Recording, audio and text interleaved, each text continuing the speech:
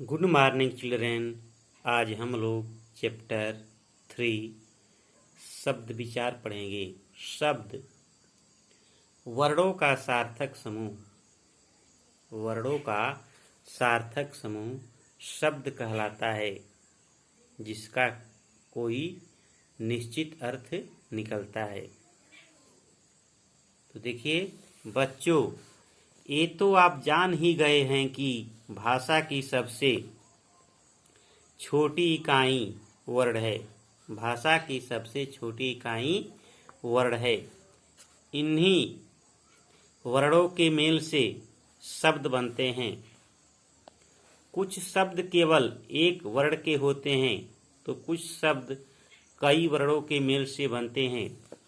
वर्णों का ऐसा समूह ही शब्द कहलाता है जिसका कोई अर्थ हो।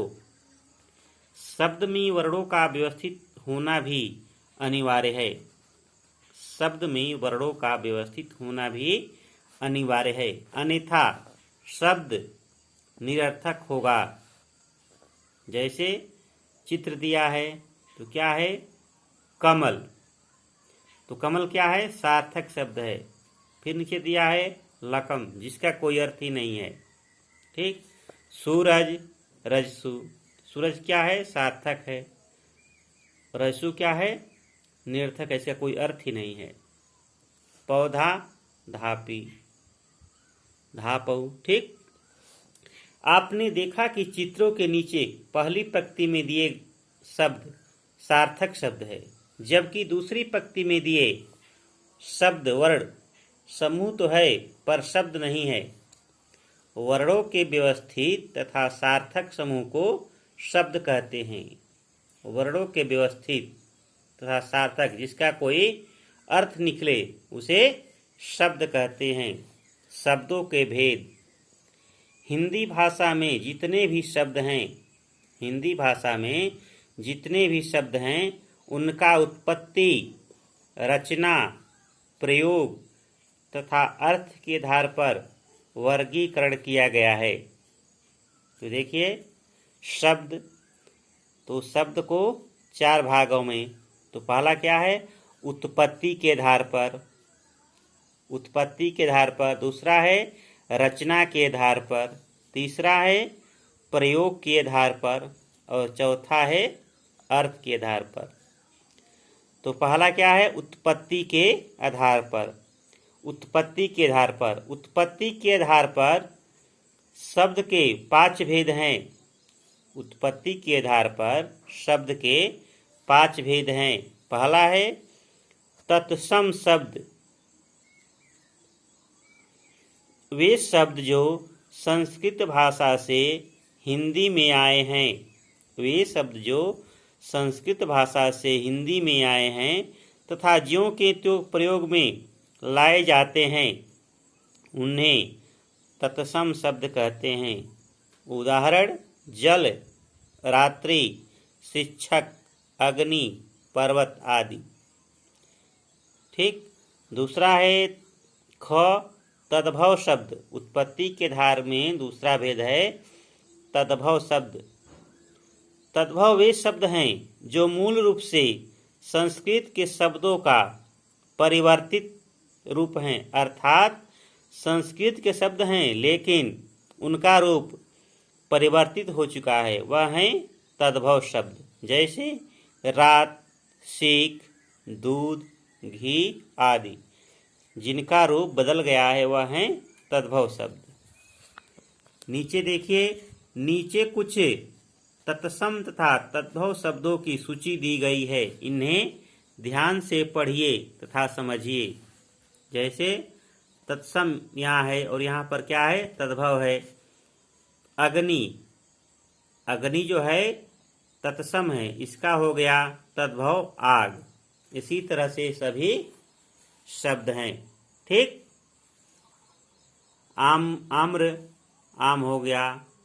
अश्रु, आशु, आश्रय, आश्रा। ठीक। ये सब क्या है? तत्सम और तद्भव शब्द। फिर उत्पत्ति के आधार में तीसरा भेद है देशज। देशी शब्द। वे शब्द जो क्षेत्रीय भाषाओं से आए हैं, वे शब्द जो क्षेत्रीय भाषाओं से आए हैं या उनके प्रभाव में आवश्यकता अनुसार विकसित हुए हैं, उन्हें देशज या देशी शब्द कहते हैं। उदाहरण पगड़ी, लुटिया, झुग्गी, डिबिया आदि। ये क्या है? देशी शब्द हैं। ठीक। चौथा है विदेशी शब्द। जो शब्द विदेशी भाषाओं के समय समय पर हिंदी में आए हैं, उन्हें विदेशी शब्द कहते हैं। इनमें मुख्यतः अंग्रेजी, पुर्तगाली, अरबी, फारसी, चीनी तथा फ्रेंच भाषा के शब्द हैं। तो पहला देखिए, अंग्रेजी भाषा के शब्द school, station, pencil, coat, engine, pen, ticket, fees, lottery, minute आदि। पुर्तगाली का शब्द तौलिया, अलमारी, बाल्टी, चाबी, तंबाकू, प्याला, कमीज, आलपीन, अनानास आदि। अरबी का शब्द है कागज, कानून, अमीर, गरीब, तकदीर, मालिक, फकीर, औरत, खत्म, अक्ल आदि। फारसी का शब्द है किताब, खूबसूरत, जमीन, गुलाब, आदमी, बाजार, जल्दी, दुकान, जहाज, नमक आदि। तुर्की शब्द है बहादुर, बेगम, बावर्ची, तोप, काबू, कैंची, चाकू, चम्मच, लाश आदि। चीनी शब्द है चाय, लीची आदि। ठीक। आगे देखिए, फ्रांच शब्द है कूपन, कारतूस, कर्फ्यू आदि। रूसी शब्द है मीग, स्पुतनिक आदि। उत्पत्ति के आधार में पांचवा भेद है संकर शब्द। दो अलग अलग भाषाओं के मेल से बनने वाले शब्द संकर शब्द कहलाते हैं।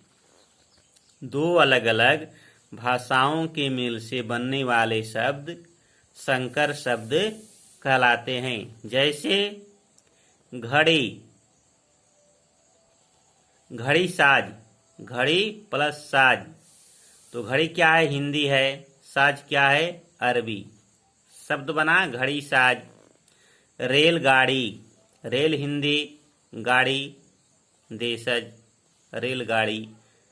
वर्षगांठ, वर्ष क्या है? संस्कृत, गांठ क्या है? हिंदी, वर्षगांठ। तो कह रहा है कि दो अलग अलग भाषाओं के मेल से बनने वाले शब्द संकर शब्द कहलाते हैं। ठीक।